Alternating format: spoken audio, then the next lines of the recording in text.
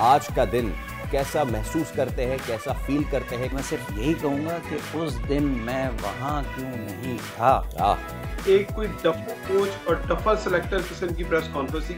उन्होंने कहा कि दुनिया में एक्सक्यूज नाम की कोई चीज़ ही नहीं होती। आगे मजीद जो कार्रवाइयाँ कर रहे हैं उसमें मुस्तफा के कत्ल से क्या ताल्लुक? अगर आप किसी बीमारी को फैलाते हैं या लॉन्ग लास्टिंग करते हैं तो उसका ट्रीटेबल होना भी एक मुश्किल तरीन काम हो जाता है।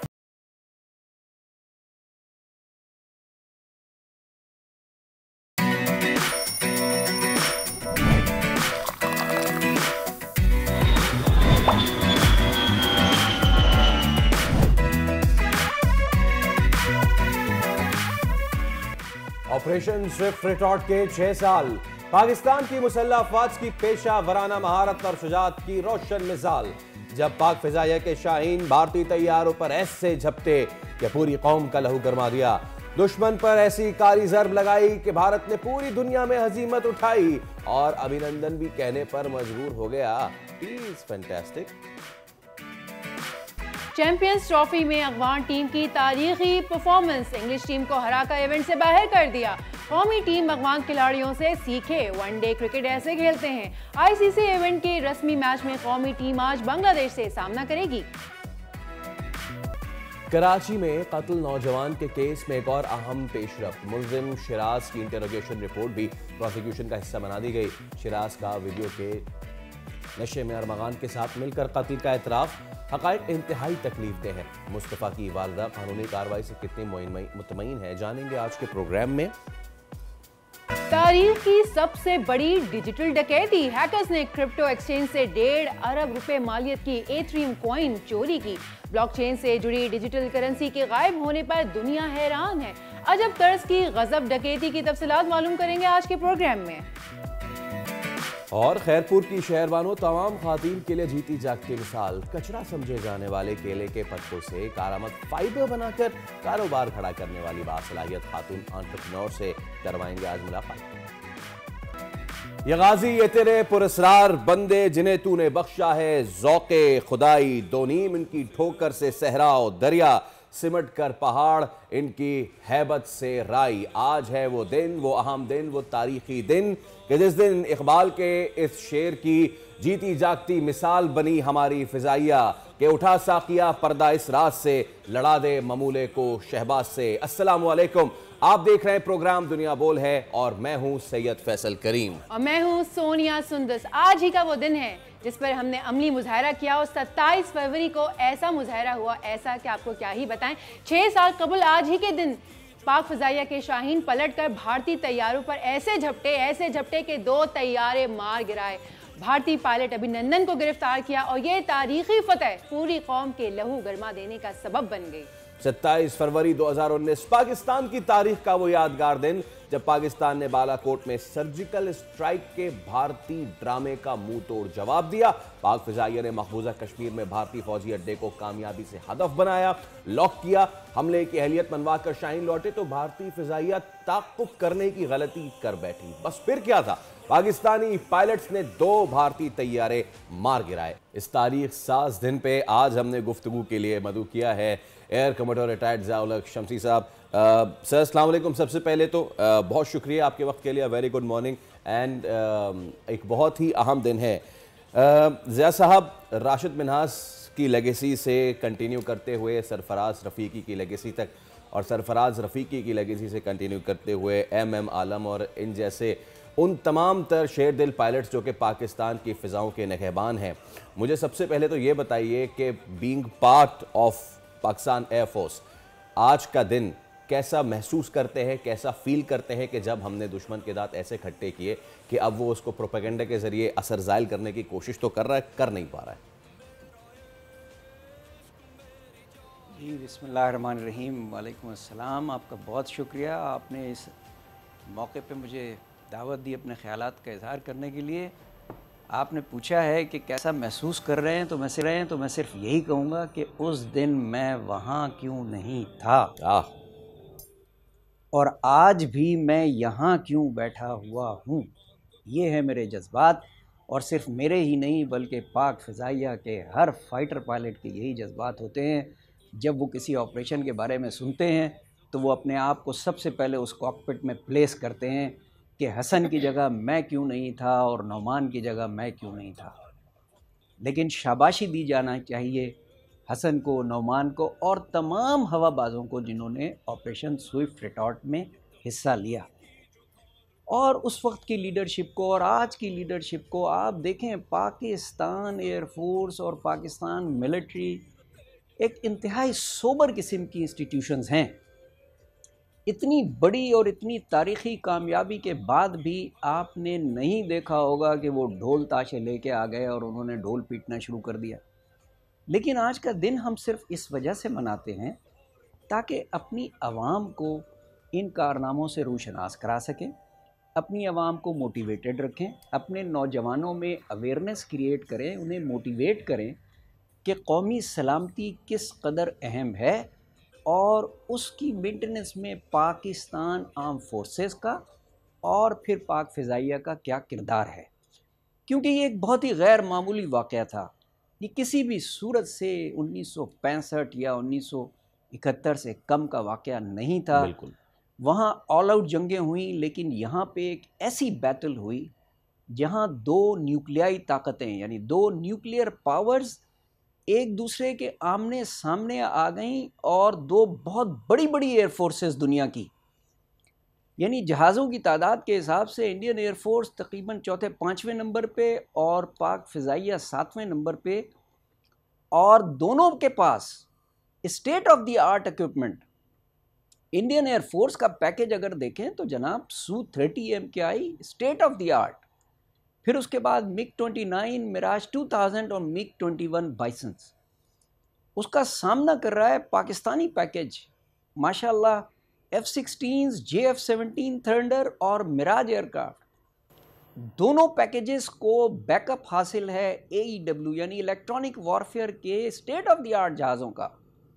दोनों तरफ से जहाज़ इक्विप्ड हैं BVR यानी बियॉन्ड विजुअल रेंज वेपन्स के साथ, और इंतहाई इंटेंस किस्म की एयर इन्वायरमेंट है। मैं इसे एरियल बैटल ऑफ बालाकोट कहता हूँ, जिसे अल्हम्दुलिल्लाह पाक फ़िज़ाइया ने जीता है, क्योंकि न सिर्फ उन्होंने दो जहाज़ खुद शूट डाउन किए एयर कॉम्बैट में, बल्कि फॉग ऑफ वॉर कुछ इतनी थी और इंडियंस कुछ इतने ज़्यादा बौखला गए इस सिचुएशन से, क्योंकि वो एक्सपेक्ट नहीं कर रहे थे कि उनके रात के अंधेरे के अटैक को पाक फ़िज़ाइया दिन दहाड़े जवाब देगी। तो सुबह 10 बजे ब्रॉड डे लाइट में विदिन 36 आवर्स पाक फ़िज़ाइया ने जवाब दिया, दो जहाज़ गिराए। तो उस बौखलाहट में उन्होंने अपना एक हेलीकॉप्टर गिरा लिया जिसमें 6 उनके फौजी सवार थे। तो ये इतना इंटेंस किस्म की एयर बैटल थी। हालांकि ये वो दौर है जब हम ये सुनते हैं अपने बुजुर्गों से भी, और वेस्टर्न स्ट्रेटजिस्ट भी हमें ये बावर कराने की कोशिश करते हैं कि नॉन कॉन्टैक्ट वॉरफेयर का दौर है, इसमें आपस में कॉन्टैक्ट नहीं होगा, कॉम्बैट नहीं होगा, बस ड्रोन्स आएंगे, मिसाइल्स चलेंगे। नहीं जनाब, पाक फ़िज़ाइया ने साबित किया कि ड्रोन्स अपनी जगह, उनकी अपनी एक अहमियत है, सरफेस मिसाइल्स की अपनी एक अहमियत है, वो बैकअप में मौजूद थे। लेकिन पाक फ़िज़ाइया ने इकबाल का जो शाहीन पैदा किया है 1947 के बाद से, उसने ये साबित किया कि वो आज भी बहुत अहम है। और इकबाल के शाहीन को जो हमारे ग्राउंड डिफेंस, एयर डिफेंस और एयर में मौजूद एयर डिफेंडर्स और ग्राउंड कम्बैटियर्स और एयर ट्रैफिक कंट्रोलर्स की जो सपोर्ट हासिल थी, और फिर स्क्रीन पे बैठे ऑपरेशंस रूम में लीडरशिप पल पल की सिचुएशन को इवेल्युएट कर रही थी, बिकॉज पॉलिटिकल लीडरशिप की तरफ से गाइडलाइन ये थी कि दो न्यूक्लियर पावर्स हैं, इनमें आपस में ऑल आउट जंग नहीं होनी चाहिए, इसने आपने एस्केलेशन को कंट्रोल करना है। इसलिए पाक फ़िज़ाइया ने जो जवाब दिया वो इंतहाई नपातुला जवाब था। और जो पाक फ़िज़ाइया की हिकमत अमली थी, उसने दुश्मन को संभलने का मौका नहीं दिया।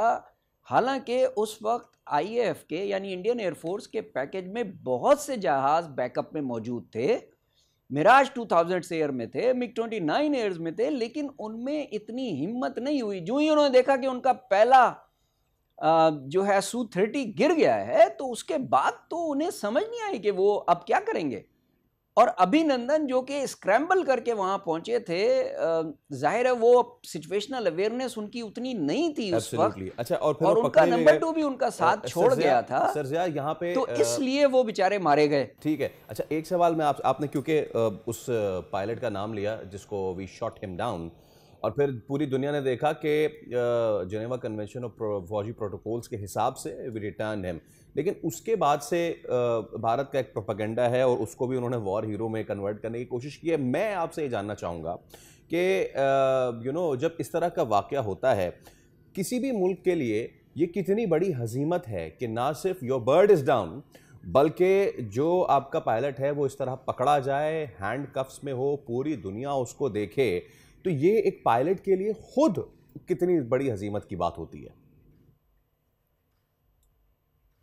जी यकीनन, लेकिन आप देखें एयर कॉम्बैट में मैं अभिनंदन को डिस्क्रेडिट नहीं करता। मैं खुद एक फाइटर पायलट हूं और मैं अभिनंदन के किरदार को या उसके इस डिसीजन को कि वो अपने मुल्क के दिफा के लिए आगे बढ़ा, मैं उसको डिस्क्रेडिट नहीं करता। मैं डिस्क्रेडिट करता हूं इंडियन लीडरशिप को, इंडियन एयरफोर्स की लीडरशिप को मैं डिस्क्रेडिट करता हूं कि उनकी क्या प्लानिंग थी। वो ये कैसे समझ बैठे कि जब उनको ये कह दिया गया था कि पुलवामा के बाद आपने कोई मिस एडवेंचर नहीं करना वरना हम जवाबी कार्रवाई करेंगे, तो उन्होंने ये मिस एडवेंचर बालाकोट वाला किया कैसे? क्या सोच के किया? क्या वो ये समझ रहे थे कि पाकिस्तान आर्म फोर्सेस या पाकिस्तान जो है उनके इस एरियल वायलेशन को जो उन्होंने रात के अंधेरे में की, हम उसे फरामोश कर देंगे और हम जवाबी कार्रवाई नहीं करेंगे? क्या हम न्यूक्लियर पावर नहीं है? क्या हमारी आर्म फोर्सेस इस काबिल नहीं है कि उनको जवाब दे सकें? या पाक फिजाइया इससे पहले भी भारतीय फिजाइया को नाको चने चबवा चुकी है, तो वो क्या समझ रहे थे? उनकी क्या परसेप्शन थी, क्या थ्रेट परसेप्शन थी, क्या असेसमेंट थी कि रिस्पॉन्स किस किस्म का आएगा? तो इसलिए मैं अभिनंदन को इतना डिस्क्रेडिट नहीं करता जितना मैं आईएफ की लीडरशिप को और उनकी पॉलिटिकल लीडरशिप को जिसने ये डिसीजन लिया कि हम बालाकोट करें, मैं उनको ज्यादा डिस्क्रेडिट करता हूं। मैं उनसे सवाल करता हूं कि आपने क्या सोच के ये कार्रवाई की, और वो जो उन्होंने और जब मैं उनसे सवाल करता हूं तभी मैं अपनी लीडरशिप की तारीफ करता हूं। बिल्कुल, जो उन्होंने ये सोचा, उस सोच को खासो खाशाक में तब्दील कर दिया, ताख्तो ताराज कर दिया हमारे शेरदिल जवानों ने, और इस बात की गमाजी रोने की कि चाहे समंदरी हुदूद हो, लैंड बॉर्डर्स हो या फिर फ़िज़ाई सरहदें हो, उन सब पे हर घड़ी तैयार कामरान हैं हम। सर ज़ियाउल हक शमसी साहब, air commander retired, thank you so much for your time, it was a pleasure having you. And आज के दिन की मुनासबत से जनाब अली, एक चीज़ तो बनती है,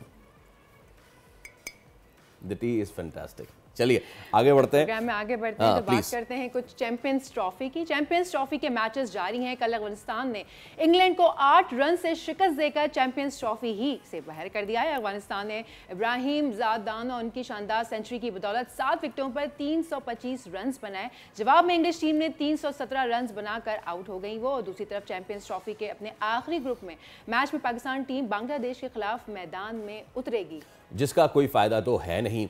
अब देखें, अब कहने वाले ये भी कह रहे हैं कि भाई इंग्लैंड भी तो बाहर हो गई ना, तो हम बाहर होने का अफसोस क्यों करें। लेकिन इंग्लैंड ठीक ठाक रन्स बना के बाहर हुई है और हम जो हैं वो क्या ही करके बाहर हो रहे हैं। तो क्रिकेट एक्सपर्ट इमरान सोहेल हमारे साथ मौजूद हैं। इमरान, अस्सलाम वालेकुम, very good morning to you. और इस सारे मामलात में देखिए, हम पाकिस्तानियों की इमरान नन्ही नन्ही खुशियाँ हैं। और कल के मैच में जो एक पाकिस्तानी कनेक्शन था अफगानिस्तान की जीत में, वो थे यूनुस खान साहब। He was very happy, he was very excited. एक तारीखी फ़तह अफगानिस्तान ने अपने नाम की है। मुझे इससे कंसर्न नहीं अफगानिस्तान जीते हारे, इंग्लैंड जीते हारे, मुझे इससे कंसर्न ये है इमरान, हमारे पास यूनुस खान, राशिद लतीफ़, आमिर सुहेल, इन जैसे लोग जब मौजूद हैं, हम क्यों इन्हें एक्सपोर्ट कर देते हैं? हम कदर नहीं करते इनकी, या इनके साथ कुछ मसाइल हैं, या हमारे साथ नहीं चल सकते? मैं चाहूँगा थोड़ा सा अफगानिस्तान की जीत के बारे में बात करें, and then the Yunus Khan factor in this victory. वालेकुम सलाम फैसल और सोनिया, आपको गुड मॉर्निंग। सबसे पहले तो आप ये देखें कि पाकिस्तान का जो सबसे बड़ा मसला है वो है जिद, है ना। आपको कल अगर आकिब जावेद साहब की प्रेस कॉन्फ्रेंस दिखाई हो, और देखी हो आपने, तो उसमें सिर्फ और सिर्फ जिद थी और अना थी। अफगानिस्तान से सीखना चाहिए कि अपने मुल्क के लिए क्रिकेट कैसे खेलते हैं, अपने लिए कैसे क्रिकेट खेलते हैं और बड़े इवेंट्स के लिए तैयार कैसे होके आते हैं। क्रिकेट जिनको हमने सिखाई, आज क्रिकेट हमें उनसे सीखनी पड़ रही है। ये वक्त आ गया है। आपने यूनुस खान, राशिद लतीफ की बात की, मुझे अच्छी तरह याद है यूनुस खान साहब को जब उन्होंने कहा कि मैं अंडर 19 की जो कोचिंग है वो नहीं करूंगा। सो इसलिए फिर उनको, मेरा ख्याल है कि यूनुस खान साहब को अंडर 19 लेवल के ऊपर पाकिस्तान की कोचिंग करनी चाहिए। आपके पास एक बहुत बड़ी मिसाल है दुनिया में, राहुल द्रविड़। राहुल द्रविड़ ने अंडर 19 इंडियन टीम को बहुत लंबे अरसे तक कोच किया और आज अगर वो टैलेंट आप देख रहे हैं इंडियन टीम के अंदर, वो राहुल द्रविड़ का ही तैयार किया हुआ है। तो मैं समझता हूँ कि हमारे मुल्क में सबसे जो बड़ी वजह है वो अना की है कि मैं बड़ा प्लेयर हूँ, मैं बड़ा चेयरमैन हूँ, मैं बड़ा सेलेक्टर हूँ, मैं बहुत बड़ा कोच हूँ। अगर इस अना से हम निकल आएंगे तो मेरा ख्याल है बहुत जल्द पाकिस्तान की जो सूरत हाल है क्रिकेट में वो बेहतर हो सकती है। मुझे नहीं लगता कि पाकिस्तान में टैलेंट जो है वो नहीं है, टैलेंट है पर उसे यूटिलाइज नहीं किया जा रहा। कल अगर आप मैच देखें, एक तरफ इब्राहिम के 177 रन, फिर उसके बाद जो रूट के 120 रन, फिर उसके बाद उनके बॉलर के 5 आउट। आपको ओवरऑल एक क्वालिटी क्रिकेट दिखाई दी। आप किसी भी टीम से मैच खेलते हैं, हम कभी कभी हमारा वो अनफॉर्चुनेटली मैं कहूँगा बदकिस्मती कहूँगा, मैं खुशकिस्मती नहीं कहता, और मैं बिलीव करता हूँ कि पाकिस्तान की टीम जिस तरह की क्रिकेट खेल रही है, और आपको याद होगा मैंने आपके प्रोग्राम में कहा था मुझे कभी नहीं लगा कि पाकिस्तान की टीम जो है वो सेमीफाइनल में पहुंचेगी। मेरी जो सेमीफाइनलिस्ट टीमें थी वो ये थी ही नहीं जिनमें पाकिस्तान की टीम थी। मुझे अफगानिस्तान, साउथ अफ्रीका, न्यूजीलैंड और इंडिया पसंद थी। अगर हमने इस तरह की क्रिकेट खेल के सब कुछ करना है तो फिर इससे बेहतर है कि हम इस तरह के बड़े टूर्नामेंट में ना खेलें, सेमीफाइनल में ना पहुंचे, किसी के साथ ज्यादती ना करें। एब्सोल्युटली। वैसे इमरान साहब ये बताइए कि अफगान क्रिकेटर्स जब खेलते हैं ना तो उनमें जीत की एक भूख नज़र आती है, एक जज्बा, एक जुनून दिखाई देता है। वो क्या चीज़ें हैं जो अफगान टीम को इतना ज़्यादा डेंजरस बना रही हैं, इतना एग्रेसिव बना रही हैं कि वो अपनी परफॉर्मेंस ऐसी ज़बरदस्त दे रहे हैं? देखें, सबसे बड़ी बात है मुल्क के लिए खेलना, डेडिकेट होके खेलना, और सबसे बड़ी बात पैशनेट कितने हैं आप, कितने पैशनेट हैं अपने मुल्क के लिए। सबसे ज्यादा जो अफगानिस्तान की टीम के अंदर नजर आता है वो यंगस्टर्स और सीनियर का कॉम्बिनेशन नजर आता है। हमारी टीम के अंदर अगर सीनियर हैं तो वो परफॉर्म नहीं कर रहे। अगर कल मैं मोहम्मद नबी की बात करूं, उन्होंने 2-3 कैचेस पकड़े। राशिद खान की फील्डिंग की बात करूं तो आउटस्टैंडिंग फील्डिंग की, यंगस्टर्स फंबल कर रहे थे, लेकिन राशिद खान आपको डबल को सिंगल में कन्वर्ट करते हुए दिखाई दे रहे थे। हो कि उन्होंने आउट ज्यादा नहीं किए, लेकिन उनका कंट्रीब्यूशन, लड़कों को मोटिवेट करना, कप्तान तो नहीं है ना, लेकिन उसके बाद वो जिस तरह से मोटिवेट कर रहे थे आके और जिस तरह से लड़कों को समझा रहे थे क्या करना। आपकी टीम में कभी देखा यूनिटी?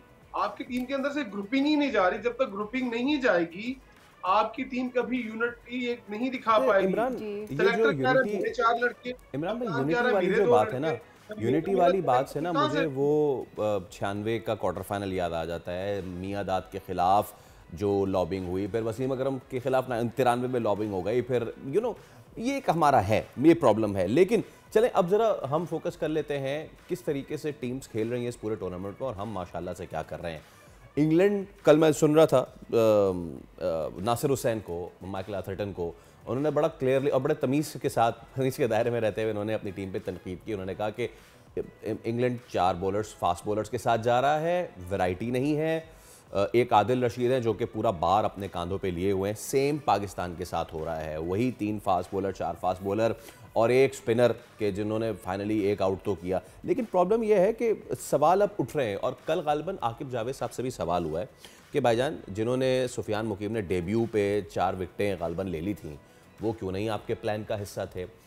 इरफान खान नियाजी जो कि गन फील्डर है और क्या पार हिटर है, आउटस्टैंडिंग, वो आपके प्लान का हिस्सा क्यों नहीं थे। मैं चाहूँगा आकिब जावेद ने जो इस पर गुफ्तगू फरमाई है वो भी ज़रा अपने नाजरीन को बताएं ना, कि वो जो आप जिद वाली बात कर रहे थे थोड़ा उसको और एक्सप्लेन करें। देखिए, मैं अगर थोड़ा खुले अल्फाज में अगर मुझे इजाजत हो तो मैं बोल दूं, गो ऑन। एक कोई डफर कोच और डफर सेलेक्टर किस्म की प्रेस कॉन्फ्रेंस थी, किसी को ये अंदाजा ही नहीं था कि आकिब जावेद को एक सवाल किया जा रहा है कि आप माफी मांगेंगे। उन्होंने कहा कि दुनिया में एक्सक्यूज नाम की कोई चीज ही नहीं होती। जिस शख्स ने ये कह दिया कि मैं माफी नहीं मांगूंगा और एक्सक्यूज नाम की कोई चीज ही नहीं होती, आप फिर उस शख्स की जिद और अना का अंदाजा लगा सकते हैं। वो लोगों को समझा रहे थे कि गूगल खोलें। मैं उनको आपके प्लेटफॉर्म के तवज्जुह से कहता हूँ कि मेरा आपसे मुनाजरा है, आप मेरे साथ 15 रुकनी स्क्वाड ले आए, आप भी अपना गूगल खोल लें जो आपने बनाया हुआ है, और हम ओरिजिनल गूगल खोल लेते हैं और आपको बताते हैं कि फ़हीम अशरफ की परफॉर्मेंस क्या थी, खुशदिल शाह की परफॉर्मेंस क्या थी और जिन सीनियर्स की आप बात कर रहे हैं वो पिछले 10-15 मैचेस में क्या कर रहे थे, वो भी जरा हमें बता दें। और बाकी हमें ये भी बताएं ना कि इमामुल हक की दफा आपका गूगल खराब हो गया था, तब आपका गूगल काम नहीं कर रहा था कि जब वो परफॉर्म कर रहे थे और आपने उनको नहीं खिलाया, और जब फखर जो है फखर जमान जब मेडिकली अनफिट हुए तो तब आपने उनको ले आए, तब आपको नहीं ख्याल आया कि यार अब मैं क्या कर रहा हूँ। तो बहुत सारी ऐसी सख्त बातें जो मैं बोल सकता हूँ, बस एक तमीज के दायरे में आपने कहा है कि रह के बताना चाहिए और बात करनी चाहिए। बस इससे ज्यादा इमरान साहब बात सुनिए, एक बात है जो आप बात कर रहे थे, मेरे दिमाग में वो स्टेटमेंट बार बार घूम रही है। अगो कि हमारे ब्रेक का टाइम आने वाला है, लेकिन मैंने सोचा मैं आपसे पूछूं ज़रूर। एक स्टेटमेंट है जो हम वक्तन फ़वक्तन सुनते आ रहे हैं कि टीम को सर्जरी की ज़रूरत है, टीम को सर्जरी की ज़रूरत है, टीम में ये ज़रूरत है। जब हर चीज़ का पता है हमें, टीम को ये ज़रूरत है, टीम में ये वाले प्लेयर्स नहीं खेल रहे, ये खेल रहे हैं, तो हम कुछ ऐसा क्यों नहीं कर रहे प्लान प्रॉपरली कि अच्छी टीम बनाई जाए और उसके बाद उसको ग्राउंड में उतारा जाए। हम सिर्फ बातें बातें बातें, तज्जिए ही क्यों कर रहे हैं, इम्प्लीमेंट क्यों नहीं हो रहा?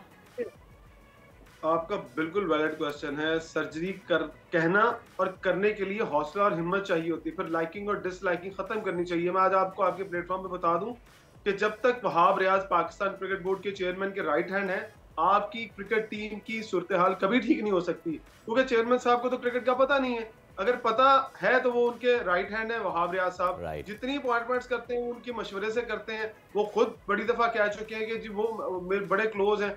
आप उनको देख लें, जब वो निगरान वजीर आला थे तब से लेके आज तक उनके साथ ही जुड़े हुए हैं।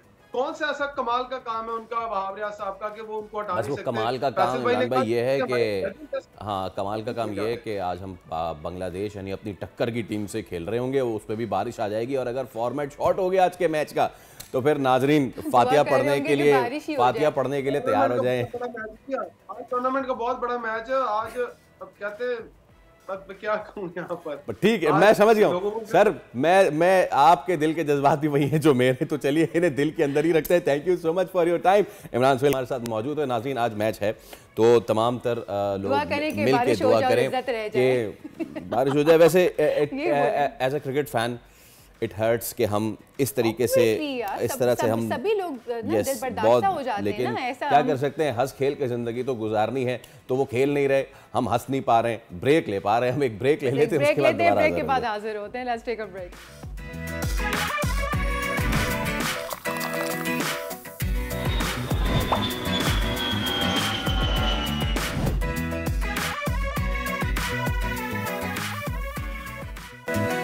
फिर आपको कहेंगे खुशामदीद। चलिए आज आपकी मुलाकात कराते हैं एक ऐसे टैलेंट से जिन्होंने इंटरनेशनल ताइक्वांडो कॉम्बैक्स 7 एशियन चैंपियनशिप में गोल्ड मेडल अपने नाम किया और पाकिस्तान का नाम रोशन किया। स्वाद से इनका ताल्लुक है। सैयद अब्दुल्ला कराटे कॉम्बैक्स में पहली पोजीशन के साथ तमगा भी अपने नाम इन्होंने किया है।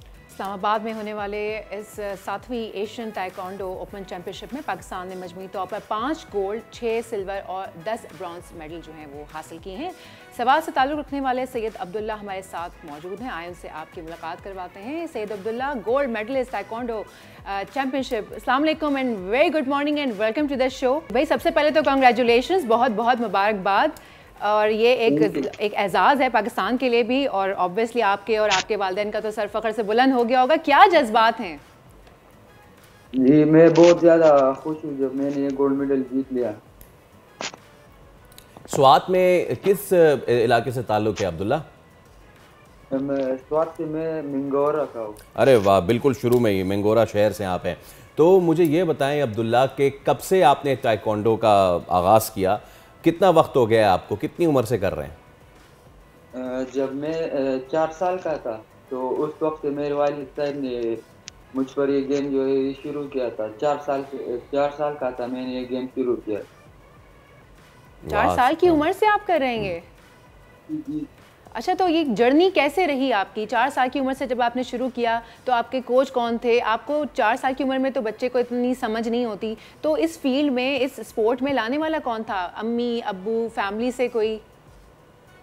ये मेरे फैमिली में मेरे अंकल करता था और वालिद साहब भी खुद करते थे। वो एक कोच थे मेरा, तो उसको देखकर मेरा भी शौक पैदा हुआ और इस फील्ड में आते। अब्दुल्ला, चलें, आपको शौक़ पैदा हुआ, माशाल्लाह 4 साल से आप कर रहे हैं। थोड़ा सा ये जो मुकाबला हुआ इसके हवाले से बताइए। मुल्क भर से कितने पार्टिसिपेंट इसमें आए थे और आपने किस किस को हराया, आपका सफ़र कैसा रहा? इसमें 22 ममालिक में शिरकत की थी, जिसमें ईरान था, अफगानिस्तान था, फ़लस्तीन था और इस तरह बहुत सारे ममालिक में शिरकत की थी।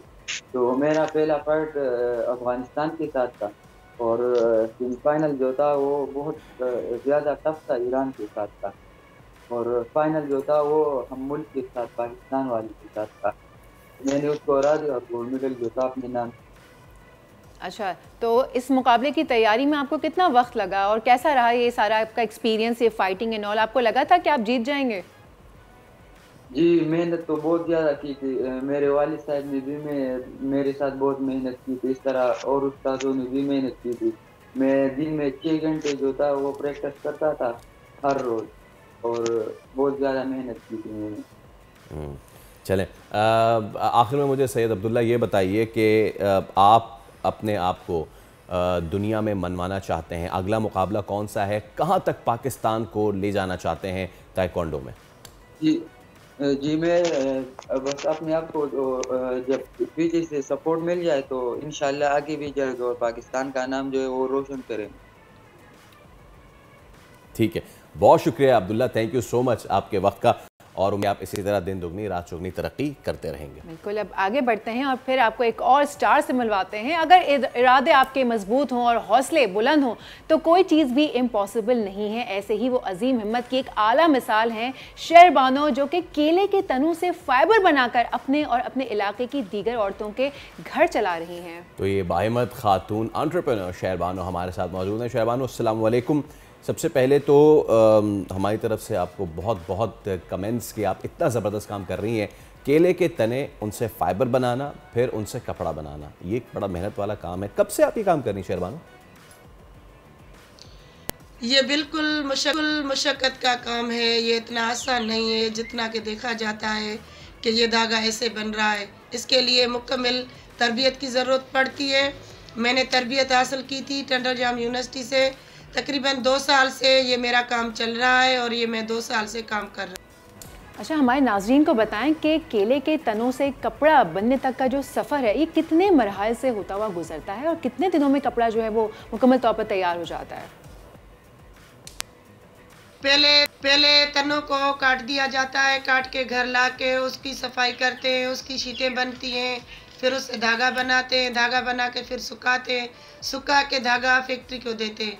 फैक्ट्री वाले तो उसको धागे को पॉलिश करके केमिकल डाल के अलग तरीके से कपड़ा बनाते हैं और जो खड्डी से कपड़ा बनता है हाथ से, वो ऐसे ही बनाते हैं जैसे मुझसे धागा लेके जाते हैं वैसे ही डाल के वो कपड़ा बनाते हैं। कपड़ा बना के फिर उसको बैगे बनाते हैं, पर्से बनाते हैं, मुख्तलिफ चीज़ें बनाते हैं। शेर बानो, इस मुल्क में ना इस वक्त हर दूसरा शख्स जो है वो मदद का तलबगार है। यकीनन आपका कारखाना दीगर ख़ातीन के लिए भी रोज़गार का ज़रिया है। ये बताइए, आपके कारखाने में कितनी ख़ातीन काम कर रही हैं?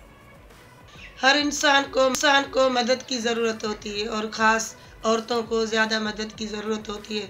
ऐसे ही मेरे साथ 2 ख़वातीन काम करती हैं। जो मेरे साथ ख़वातीन काम करती हैं वो बिल्कुल गरीब हैं।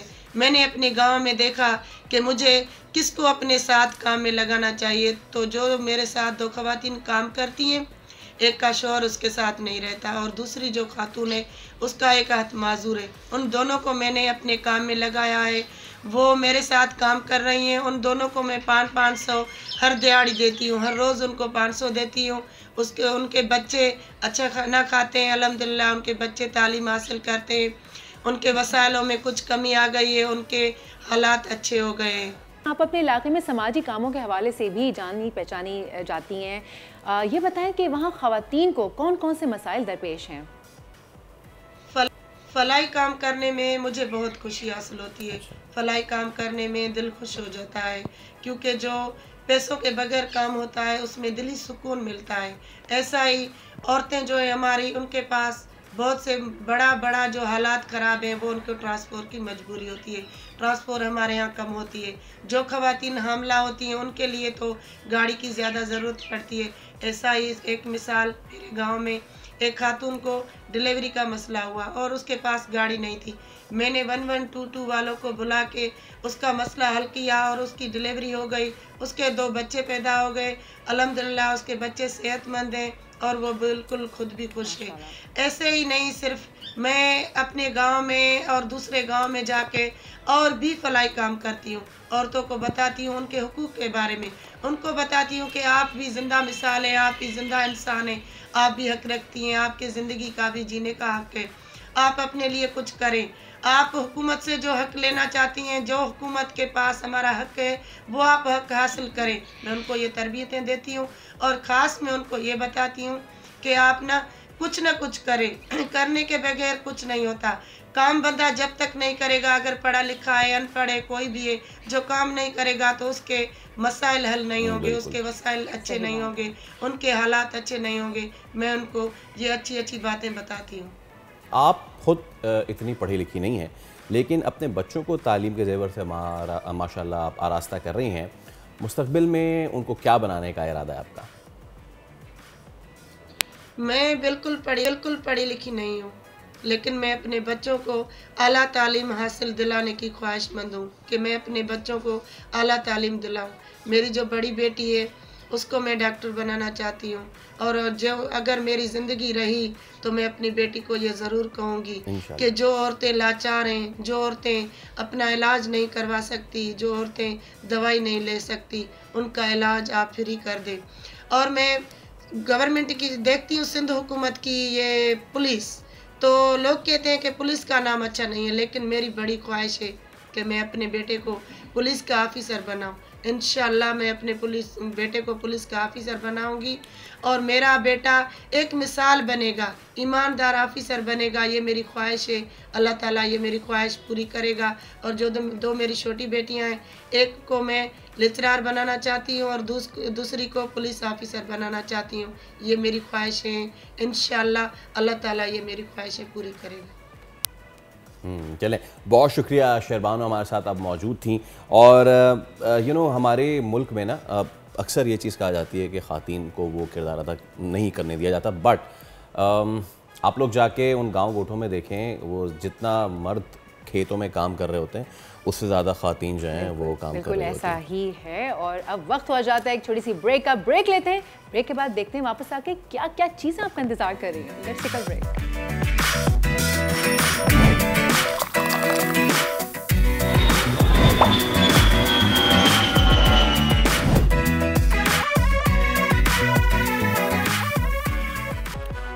ख़ातिन हज़रात, आप देख रहे हैं प्रोग्राम दुनिया बोल है। एक बार फिर आपको कहिए खुशामदीद, हमारे साथ जुड़े रहने के लिए बेहद शुक्रिया।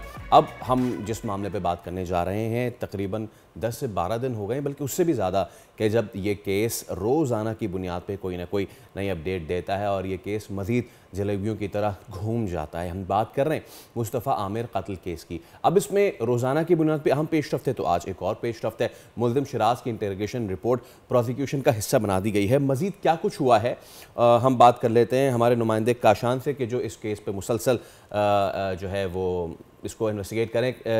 काशान, अस्सलाम वालेकुम।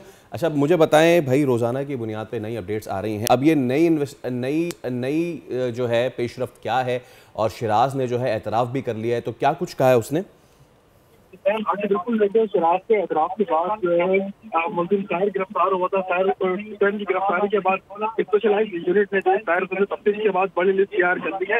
जबकि हमारे तफ्तीशी ज़राए ये बता रहे हैं कि मंशियात फरोशी के नेटवर्क को तोड़ने के लिए CIA की जानिब से हिकमत अमली बनाई गई है। TV अदाकार साजिद हुसैन के मैनेजर को जो शामिल तफ्तीश करने का फैसला कर लिया गया है। ताहिर हुसैन ऑनलाइन तमाम रकम मैनेजर मुकर्रम के अकाउंट में जो है मंगवाता था, जबकि मीर मुकर्रम अली का मंशियात से कारोबार कितना ताल्लुक था इसका वो तफ्तीशी हुकाम की जानिब से देखा जाएगा। और विड नामी मंशियात की कितनी रकम आज तक मुकर्रम के अकाउंट में जो ट्रांजैक्शन की गई है उसका भी पता लगाया जा रहा है तफ्तीशी हुकाम की जानिब से। जबकि मुकर्रम अली के बैंक अकाउंट की मुकम्मल तफसीलात जो है वो भी चेक की जाएगी। ताहिर हुसैन के बयान के मुताबिक वालिद को, उनके वालिद जो है साजिद हुसैन अदाकार जो है, उनको विड के इस्तेमाल के हवाले से इल्म था, उनकी जानिब से अपने बयान में ये भी कहा गया। जबकि विट का नशा क्या था और अपने इस्तेमाल के लिए घर में भी विट के पौधे की नशोनुमा भी की गई थी। ये भी एक बड़ा इंकशाफ सामने आया, जबकि ताहिर हुसैन के इंकशाफ के बाद पुलिस की जानिब से कार्रवाइयाँ भी की जा रही हैं। जी और काशान, मुझे ये भी बताइएगा मुख्तसरन के वो खातून जो हैं इसमें उन्होंने भी ये बयान दे दिया है, ये अदाकार साजिद हसन के साहबजादे और ये जो केस है अरमगान वाला, इनका आपस में क्या रिलेशन है? जी बिल्कुल, लेकिन खातून के रिलेशन तो खातून के बयान के बाद जो है एक नई तफसीलात भी सामने आई है।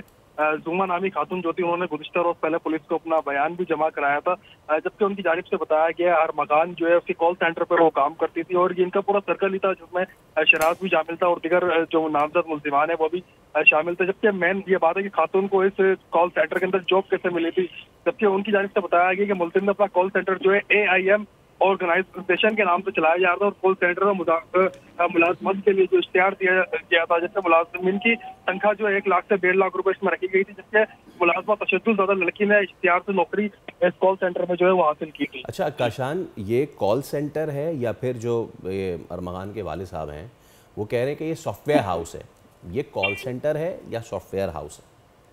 देखिए, अरमगान के वालिद के मुताबिक वो अपने आप को या अपने केस को जो सॉल्व करने के लिए वो इसको सॉफ्टवेयर हाउस बता रहे हैं, जबकि तफ्तीशी इदारों से हमारी बात हुई है, जो कंसर्ट इदारे इसके ऊपर काम कर रहे हैं उनकी जानिब से ये बताया जा रहा है कि ये गैर कानूनी कॉल सेंटर था और इस पर एंजेलिना नामी लड़की जो है जिसने बयान अपना जमा करवाया था, वो लड़की यहाँ पर कॉल सेंटर पे काम करती थी और वो गैर मुल्की क्लाइंट्स को कॉल अटेंड करने के लिए बिठाया गया था। कॉल पे एंजेलिना बात करती थी।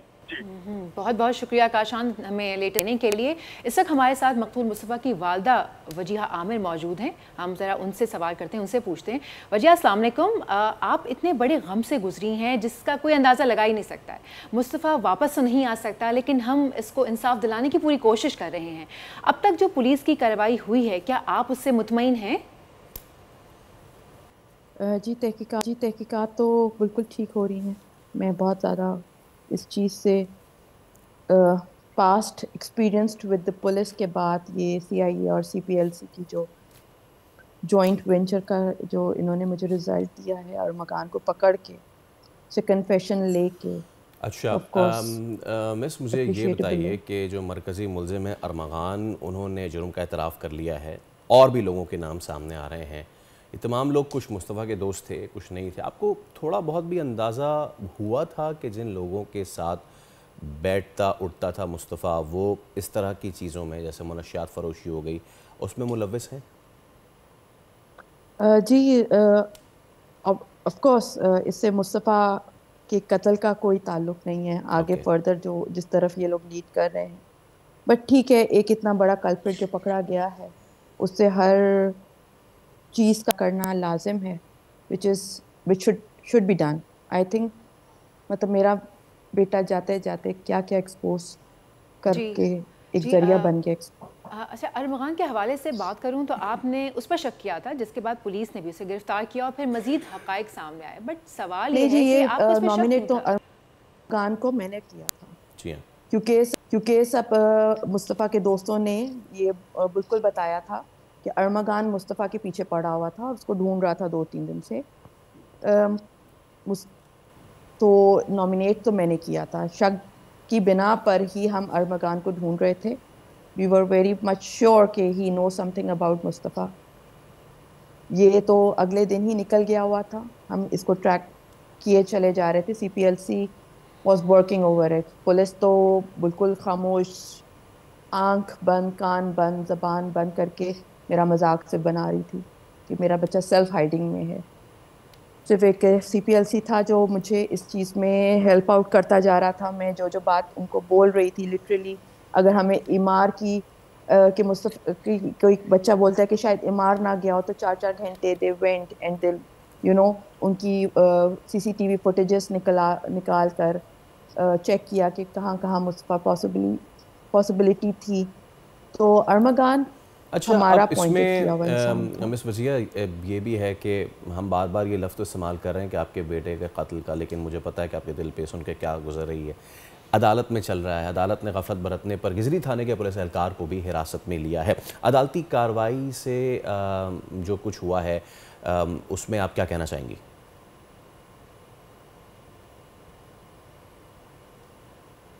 जी ये पुलिस वाले का तो कल ही इंकशाफ हुआ कि इसका सहूलतकार एक एएसआई निकला है। ये चीज़ तो मैं जब मेरे बेटे के गुम होने की रिपोर्ट लिखाने के बाद ही मुझे महसूस हो गया था कि पुलिस मेरे लिए कुछ करने वाली नहीं है। जब बड़ी मुश्किलों से हम कोर्ट तक उसको लेकर गए तो कोर्ट की कारकर्दगी भी आप सब लोगों के सामने ही है, जिस पे एक्शन लिया गया है और जाकिर हुसैन साहब को जो है वो एक्सप्लेनेशन मिला। फिर कल एएसआई जो है वो पकड़ा, उसको जो है उसके अगेंस्ट एक्शन हुआ। तो मेरी एक उम्मीद बन गई है इस जस्टिस सिस्टम से, इस इस्टेब्लिशमेंट से, कि ये लोग भी अब फिक्रमंद हो गए हैं कि ये इस किस्म का हैवान है अरमगान, जिसके लिए जितना जल्दी हो सके जी एक्शन लिया जी। जा वैसे सके ताकि सबके वैसे बच्चे सॉरी महफूज टू हो कट यू हियर, मरकजी मुलजिम अरमगान की जो गिरफ्तारी के बाद अब इस केस से जुड़ी मजीद कड़ियाँ खुलती चली जा रही हैं, तो आप क्या लोगों को कुछ आप लोगों को मतलब कोई डराने की, कोई धमकाने की कोई कॉल्स, कोई कोशिश की गई?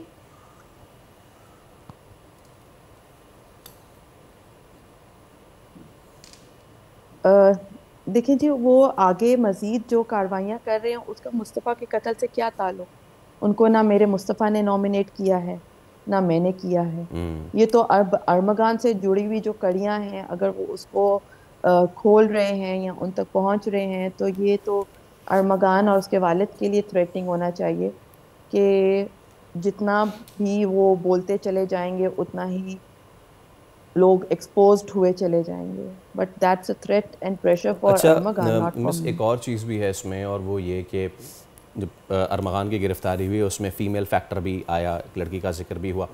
मुस्तफ़ा आपसे बहुत सारी चीज़ें शेयर करता था हमेशा से, मैंने आपके कई इंटरव्यू सुने, उसमें मुस्तफ़ा ने कभी नहीं, मुझे हाँ इस तरह से कोई चीज़ कभी देखिए ये वाली बातें कहाँ बच्चे लड़के माँ से ये चीज़ें डिस्कस करते हैं। हाँ, उसकी अपनी जो फ्रेंड्स थी मुस्तफ़ा की, या जो लड़के फ्रेंड्स थे या लड़कियां फ्रेंड्स थी या स्कूल फेलोज थे या क्लास फेलोज, उन सबको तो मैं जानती हूँ, उनके तो सबके नंबर्स हैं। अरमगान से जुड़े हुए जितने भी लोग जो सामने अब आ रहे हैं, I was not aware of them. और वो बेचारी जो लड़की को पे जो एक दिन पहले तशद्दुद करके फेंक दिया, वो तो विक्टिम है। काश मेरे बच्चे को भी जो है वो इसी तरह मार के धमका के कहीं छोड़ देता, मैं ले आती, मैं बाद में देख लेती क्या करना है, मैं उसको कहीं लेके चली जाती। आपने एक चीज़ नोट की है, जब लड़की पे तशद्दुद हो रहा था तो शिराज साहब ने कहा कि जी मैं खड़ा हो गया और मैंने अरमगान को रोक लिया। लेकिन जब मुस्तफ़ा पे तशद्दुद हो रहा था तो शिराज नहीं उठा, उसने अरमगान को करने दिया।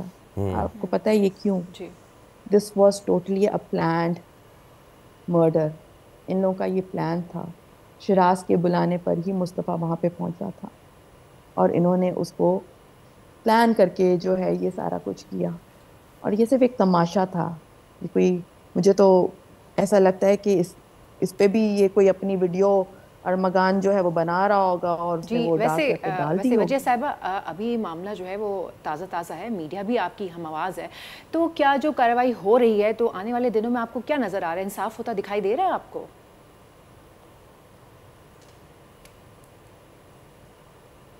देखें जी, ये बिल्कुल कभी कभार ऐसा दिल दुखता है और कि तकलीफ़ होती है कि एक हम क्या हम हमारे दिमाग में वो बात यही आता है ना कि इस्लाम के हिसाब से तो खून का बदला खून, कत्ल के गवाह मिल गए हैं, ठीक है, कातिल ने इतराफ़ कर लिया, बस अब इसका हिसाब किताब फौरी होना चाहिए। ऐसा जानवर जो है वो, उसके लिए जितना भी इंतज़ार सज़ा देने में किया जाए वो गलत है।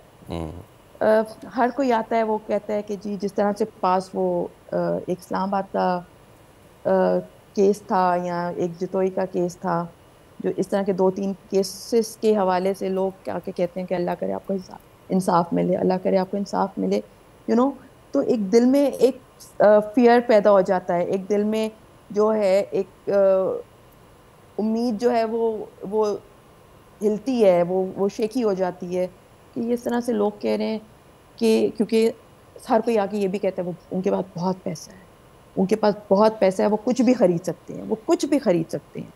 मतलब उनके पास बिटकॉइन वाला पैसा है कि उनकी कोई कुछ भी खरीदने की लिमिट नहीं है।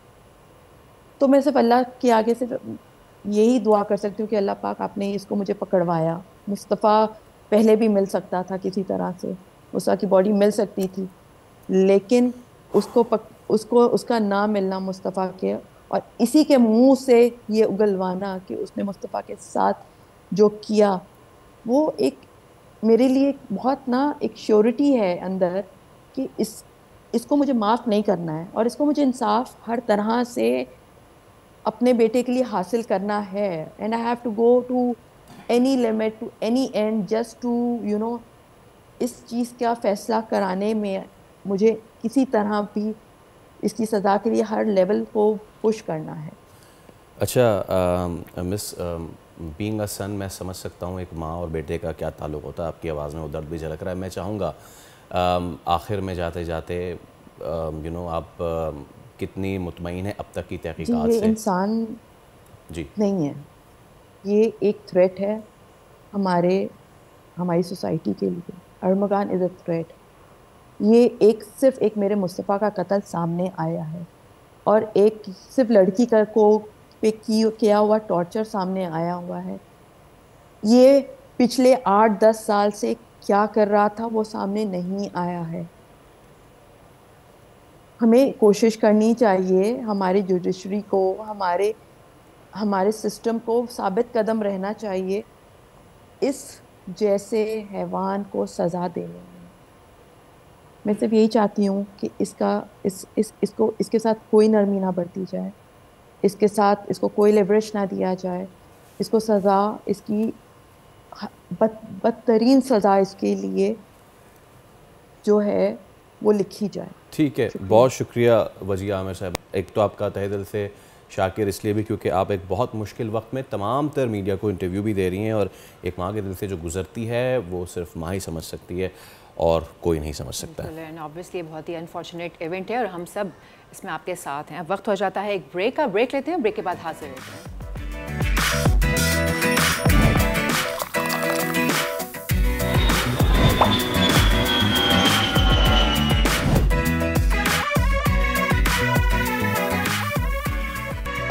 Welcome back. आज 27 फरवरी का दिन है और 27 फरवरी वर्ल्ड एनजीओ डे जो है वो सेलिब्रेट किया जाता है, यानी कि गैर सरकारी तंजीमों का दिन मनाया जाता है।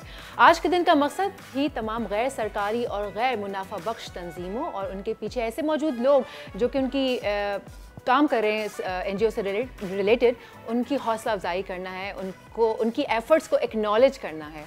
और इसी हवाले से एक बहुत अहम मामला ऑटिज़म केयर एंड रिहैबिलिटेशन की रूह रवां डॉक्टर मारिया काज़मी साहब आज हमारे साथ मौजूद हैं। बहुत ज़रूरी है एक तो ये भी जान लेना कि ये चीज़ क्या है, वी ऑल नो, लेकिन इसकी एक्सेप्टेंस ये सबसे बड़ा प्रॉब्लम है। तो डॉक्टर मारिया से बात करते हैं। अस्सलाम वालेकुम। सबसे पहले तो ma'am thank you so much for your time, बहुत शुक्रिया आपका। एक तो obviously please talk us through about your NGO as well. कब से काम कर रहे हैं, कितने बच्चों को अब तक केटर कर चुके हैं, पहले तो ये बताइए। और मैम इसमें थोड़ा सा एक सवाल और मैं ऐड ऑन करना चाहूँगी कि लेमैन को, बहुत सारे लोगों को तो ये ऑटिज़म का पता ही नहीं है कि ऑटिज़म कोई लफ्ज़ एग्जिस्ट भी करता है। तो अगर आप वहाँ से शुरू करें, आप एनजीओ का बताने के बाद कि ऑटिज़म बेसिकली है क्या चीज़, लोगों को इसके बारे में इतनी अवेयरनेस है नहीं। फ़र्स्ट ऑफ़ ऑल अस्सलाम वालेकुम। तमाम व्यूअर्स को भी मेरा बहुत बहुत सलाम।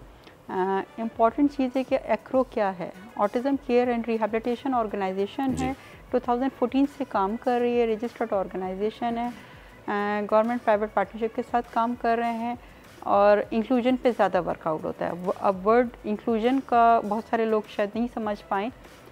क्या कोई भी इस वक्त हम ऑटिज़म से हट के अगर हम जनरलाइज डिसेबिलिटी की बात कर लें या person with the special needs की बात कर लें, तो इंक्लूजन का मतलब है क्या वो नॉर्मल लोगों के साथ किसी तरह की ज़िंदगी गुजार सकते हैं या उनको ये राइट है, और अगर हमने उनको एक साइड पे किया हुआ है तो क्यों किया है, चाहे वो जॉब हो, स्कूल हो, एजुकेशन हो, व्हाटएवर एनीथिंग। तो सेकंड क्वेश्चन आपका ये था कि ऑटिज़म क्या है।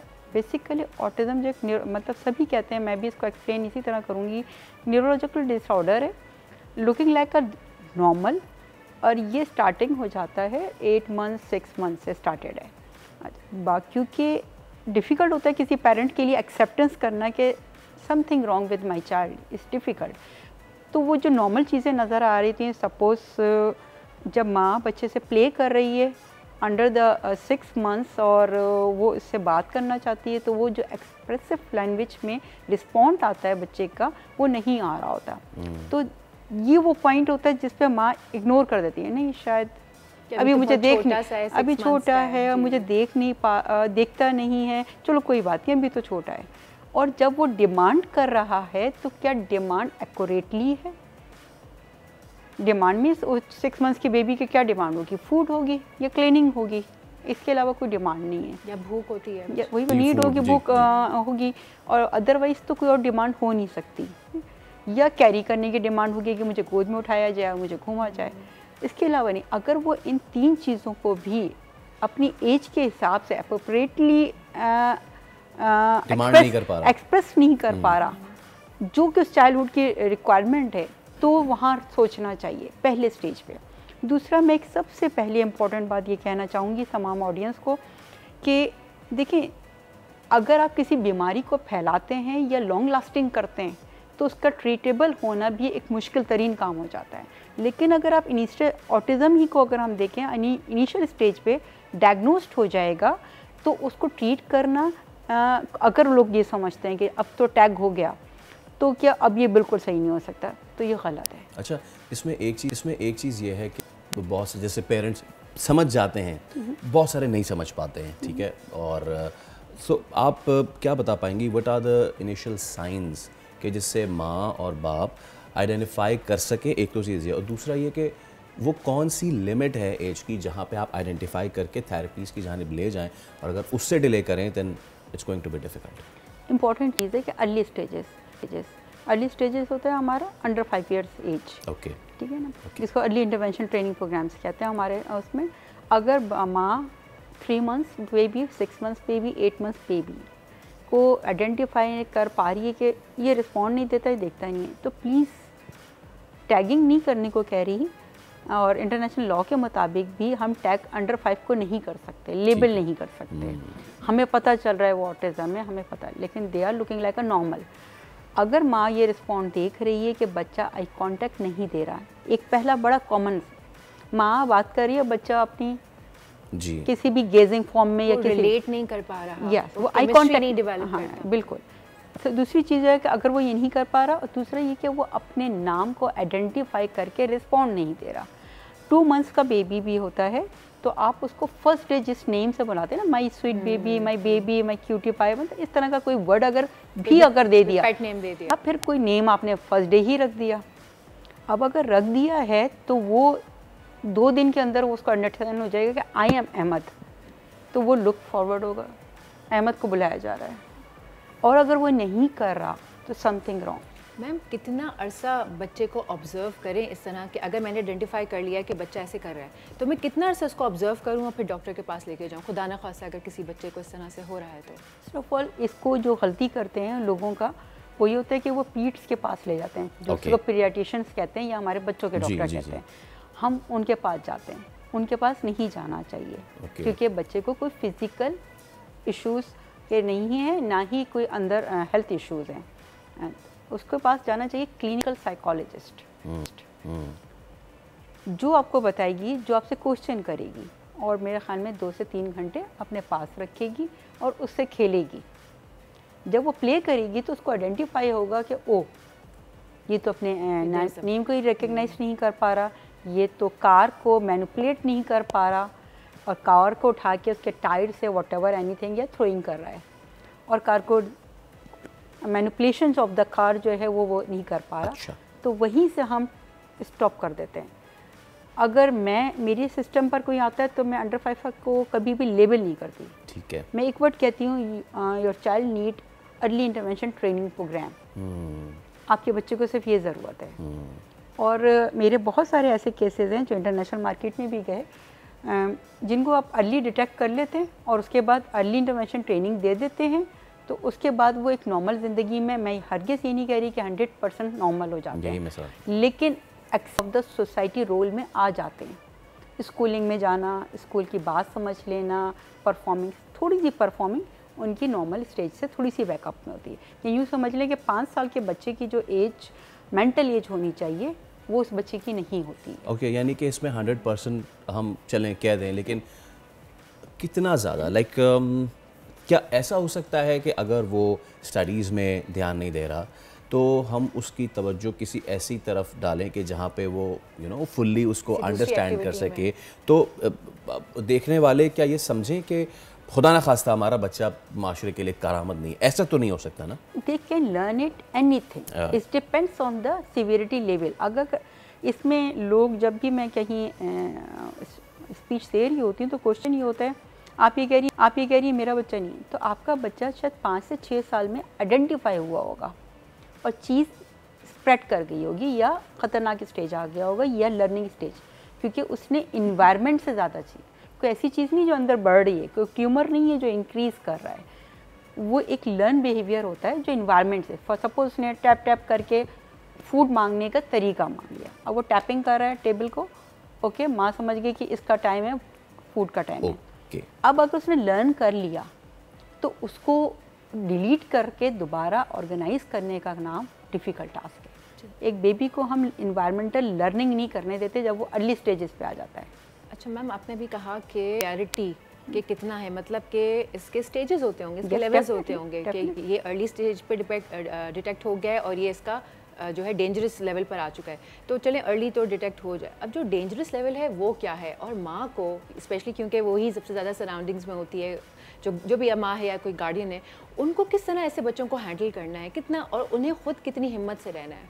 देखिए, मैं फर्स्ट ऑफ ऑल यही कह दूँ कि ये ट्यूमर टाइप चीज़ नहीं है, yes. ठीक है ना, तो जो वक्त के साथ इंक्रीज़ करेगी। अगर इसका सिर्फ एक ही स्टेज है, और ये ऐसा नहीं है कि मैं सपोज साल का बच्चा है और फर्स्ट स्टेज के ऊपर ही हम उसको कहें कि ये तो सीवियर है, ऐसा नहीं होता। सीवियरिटी इन्वायरमेंट से आती है।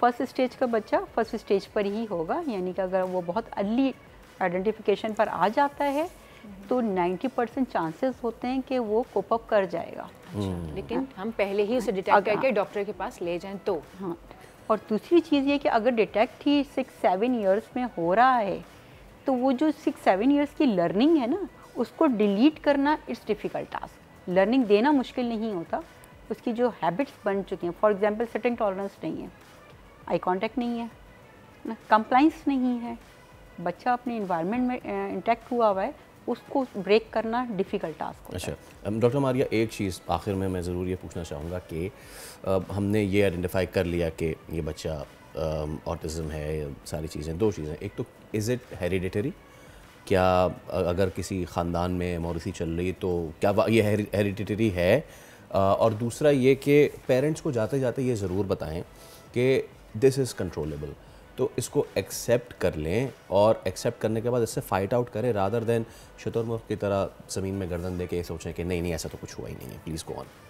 नहीं देखिए, अगर पेरेंट डिनाइल स्टेज पे है तो मैं नहीं समझती कि चाहे वो ऑटिज़म हो या किसी तरह की भी चीज़ हो, वो डिनाइल पे कभी भी आप गॉड गिफ्टेड है, मिल गया। दूसरा आपका सवाल था कि आइडेंटिफिकेशन या what ever the causes, still पूरे वर्ल्ड में इसकी कोई कॉज आइडेंटिफाई नहीं हो सकी है और अभी तक 2 टीमें काम कर रही हैं, एक MMR की वैक्सीन पे काम हो रहा है, दूसरा जीन्स पे काम हो रहा है, लेकिन स्टिल कोई ये नहीं कह सकता अभी कि ये ऑटिज़म इस वजह से होता है।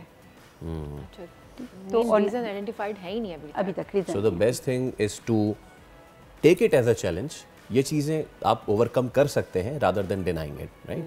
ठीक है डॉक्टर मारिया काज़िम साहिबा, it was a pleasure ma'am having you, hosting you, और इसी तरीके से जिस तरीके से आप माशरे की बेहतरी के लिए काम कर रही हैं इसी तरीके से करती रहिए।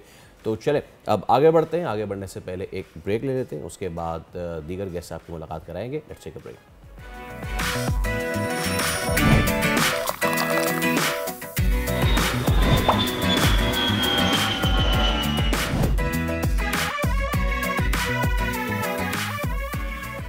वेलकम बैक जनाब। अब वक्त हुआ जाता है वेदर अपडेट्स का। शहर कायद में मतला जज़वी तौर पर अबर आलूद रहेगा, जबकि मगरबी हवाओं का सिलसिला मुल्क के बालाई और वसी इलाकों में जो है वो असरअंदाज होने का इम्कान। दूसरी ही जानिब मुल्क के दूसरे मुख्तलिफ इलाकों में बारिश एक्सपेक्टेड है, जबकि बालाई इलाकों में 2-3 दिन बर्फबारी का सिलसिला भी जारी रहने का इम्कान, जिससे शदीद सर्दी भी पड़ सकती है। इजाफा हो चुका है सर्दी का। महकमा मौसमियात का कहना है कि रवां हफ्ते मुल्क के बेशतर इलाकों में बारिश और बर्फबारी जारी रहेगी। और अहम शहरों के दर्जे हरारत की बात कर लेते हैं तो आज हमारे शहर कराची में मुख्तलिफ इलाकों में बादल जो है वो खड़े रहेंगे, मौसम जो है खुशगवार रहेगा। उसके साथ जो टेम्परेचर है वो रहने वाला है 21 और ज़्यादा से ज़्यादा जो है वो 30 पे जाएगा। और साथ में हम बात कर लेते हैं क्वेटा की, तो क्वेटा में गरज चमक के साथ बारिश का इम्कान है, और जबकि मिनिमम टेम्परेचर 5 और मैक्सिमम जो है वो 13 डिग्रीज तक जाने का इम्कान है। स्काई जो है क्लियर रहेगा और सूरज चमकता रहेगा। जबकि लेके चलते हैं आपको मुल्तान में। जो मुल्तान है वहाँ पे बारिश के इम्कान काफ़ी वाज़ेह हैं, और उसी बारिश के इम्कान के साथ साथ मिनिमम टेम्परेचर 14 और मैक्सिमम 22 डिग्रीज तक है, और स्काई यहाँ पर भी क्लियर रहेगा। लेकर चलते हैं आपको लाहौर, तो लाहौर में भी बादल बरसेंगे, गरजेंगे, और उसी के साथ साथ जो टेम्परेचर है मिनिमम वो होगा 13 और मैक्सिमम जाएगा 21 डिग्रीज तक। उसके बाद आपको लेकर चलते हैं शहर इक़्तिदा यानी कि इस्लामाबाद। इस्लामाबाद में भी बारिश का इम्कान वाज़ेह, और उसके साथ साथ जो मिनिमम टेम्परेचर है वो है 11 और मैक्सिमम जाएगा 19 डिग्रीज तक। उसके बाद बात करते हैं पेशावर की जनाब, तो पेशावर में भी बारिश जो है वो एक्सपेक्टेड है, और बारिश के साथ साथ मिनिमम टेम्परेचर 12 और मैक्सिमम जो है वो 18 डिग्रीज तक जाने का इम्कान। आगे बढ़ते हैं, फैसलाबाद चलते हैं, तो फैसलाबाद में भी गरज चमक के साथ बारिश होगी जनाब, और उसके साथ साथ जो मिनिमम टेम्परेचर है वो होगा 13 और मैक्सिमम जाएगा 23 डिग्रीज तक। और DI खान में भी बारिश के इम्कान हैं, और बारिश के साथ साथ मिनिमम टेम्परेचर 10 और मैक्सिमम जाएगा 20 डिग्रीज तक। उसके बाद करते हैं बात गवादर की, तो गवादर में भी बादलों का राज बरकरार, साथ साथ और मिनिमम टेम्परेचर जो है वो 21 और मैक्सिमम जाएगा 27 डिग्रीज तक। उसके बाद लेकर चलते हैं मरी, और आप स्क्रीन पे देख सकते हैं मरी के जो बादल हैं वो यहीं से बिजली कड़काते नजर आ रहे हैं। और थंडरस्टॉर्म एक्सपेक्टेड है, मिनिमम होगा 3 और मैक्सिमम टेम्परेचर होगा 11। और उसके बाद लेकर चलते हैं आपको मुजफ्फराबाद, तो as you can see Muzaffarabad में भी जो बादल बने वो बारिश दे रहे हैं। सो बारिश के साथ साथ मिनिमम टेम्परेचर 6 और मैक्सिमम होगा 16 डिग्रीज तक। उसके बाद कालाम में आप खुद देखिए बारिश तो होगी लेकिन साथ में स्नोफॉल हो रही है जनाब। स्नोफॉल के साथ साथ मिनिमम टेम्परेचर -6 और मैक्सिमम जाएगा -1 डिग्रीज तक। और स्कर्दू भी जनाब देख लें, बादल और बादलों के साथ साथ स्नो, और स्नो के साथ -3 मिनिमम, और जो मैक्सिमम टेम्परेचर है वो 5 तक जाने का इम्कान। जनाब ये तो था वेदर अपडेट्स ओवरऑल। आप को मिलाते हैं अंजुम नज़ीर से, जो कि बताएंगे कि ओवरऑल मुल्क की सूरत हाल क्या रहेगी, और इसके लिए आपको जाना पड़ेगा फैसल के पास। तो Faisal, over to you. Alright, चलिए मौसम की मज़ीद अपडेट्स ले लेते हैं। तर्जुमान महकमा मौसमियात अंजुम नज़ीर साहब हमारे साथ मौजूद हैं। अंजुम साहब अस्सलाम वालेकुम, वेरी गुड मॉर्निंग सर। जनाब अली, बारिशें जो हैं माशाल्लाह खुल के हो रही हैं, ज़बरदस्त हो रही हैं। इससे पहले कि मैं मौसम स्पेसिफिक आपसे बात करूं, बहुत सारे क्रिकेट फैंस जानना चाह रहे हैं सर क्या होगा पिंडी में आज, कितनी बारिशें आज पिंडी में एक्सपेक्टेड? जी वालेकुम सलाम, बहुत शुक्रिया। आपने वेदर का मैक्सिमम तो बता दिया। मैं ये आपको बताता चलूँ कि इस वक्त मुल्क के तकरीबन 95% इलाके जो हैं वो बादलों की लपेट पे हैं। और सबसे अच्छी बात यह है कि गुज़िश्ता रोज़ पाकिस्तान के तमाम सूबों में जो है वो बारिश हुई है, कहीं हल्की कहीं ज़्यादा। आपने स्कर्दू का जिक्र किया तो सबसे ज़्यादा रेनफॉल गुज़िश्ता 24 घंटों में स्कर्दू में हुई है, जो तकरीबन 4.3 इंचज़ रही है। अब बात करते हैं इस्लामाबाद रावलपिंडी की, तो आप इस्लामाबाद रावलपिंडी में भी इस वक्त जो है वो बादलों का डेरा है। कुछ इलाकों से जो है वो हल्की बारिश की इतलात मौसूल हुई हैं। ताहम आपने जैसा जिक्र किया कि आज पिंडी में क्रिकेट का मैच है, तो मैच के दौरान जो है मैक्सिमम टाइम में जो है वो क्लाउड तो रहेंगे, और इस बात के इम्कानात हैं कि लाइट टू मॉडरेट रेन हो सकती है, जो कि चांसेस हैं कि मैच को कुछ हद तक मुतासिर कर सकती है। अच्छा, आपने स्कर्दू की बात की, ये बताएं कि स्कर्दू से थोड़ा नीचे आए, खैबर पख्तूनख्वा, वहाँ पे क्या सूरत हाल रहेगी अगले आने वाले दिनों में मौसम की? क्या वहाँ भी बारिशें हैं? जी, आने वाले 2 रोज़ बशमूल आज का दिन जो है वो काफ़ी इम्पॉर्टेंट है बर्फ़बारी और शदीद बारिश के हिसाब से।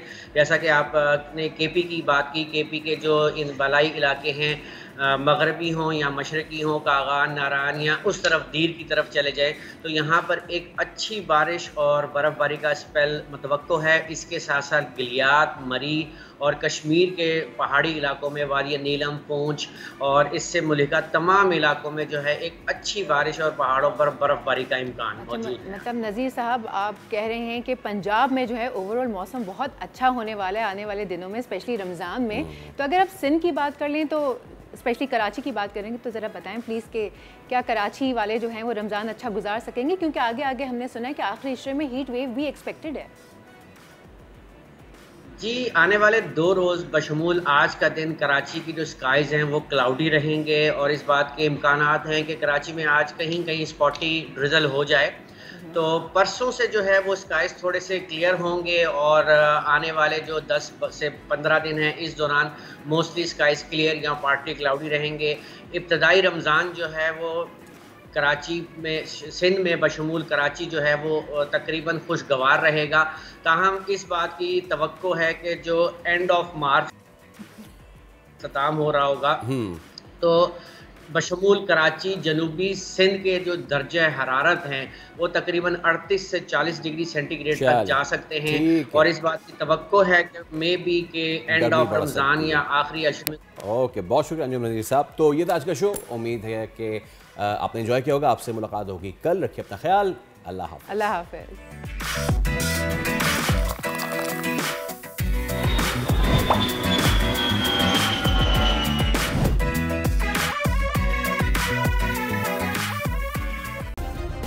सब्सक्राइब करें और बेल दबाएं ताकि कोई खबर रह न जाए।